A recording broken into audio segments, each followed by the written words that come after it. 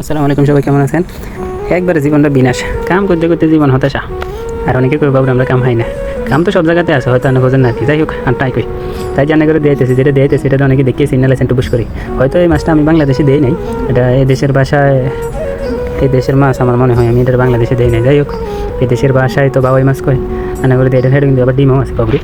তো বড় ভাই সিফাত করে কাটতে লাইতেছে, আর আমি মনে করেন এটা ভাগযোগ করে দিতেছি, প্রত্যেকটার মধ্যে বলে সমান করে দিতাম মোটামুটিভাবে। তো আমি সবটি করে আগে কলাটি দিছি, অনেকে মনে করেন খাড়িটি দিতেছি আর। যাই হোক, জীবনটা যেরমই হোক, দিন শেষে কাম করতে হইব, কামাই করতে হইব। মানে পুরুষ মানুষ মানেই আনে কামাই করতে হইব, যেভাবেই করেন না কেন।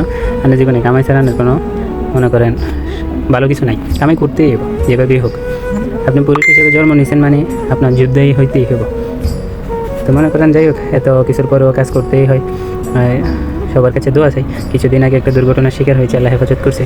তো এখন আবার কাজে যোগদান করছি, কাজ চলতেছে। তো আজকে মাছ কাটাটা আপনাদেরকে দেখালাম। মাছ কাটাটা কেমন, বা এই মাছ আগে কখনো দেখছেন কিনা কমেন্ট করবেন। আর মাছ কাটাটা মেশিনে কেমন লাগলো অবশ্যই জানাবেন।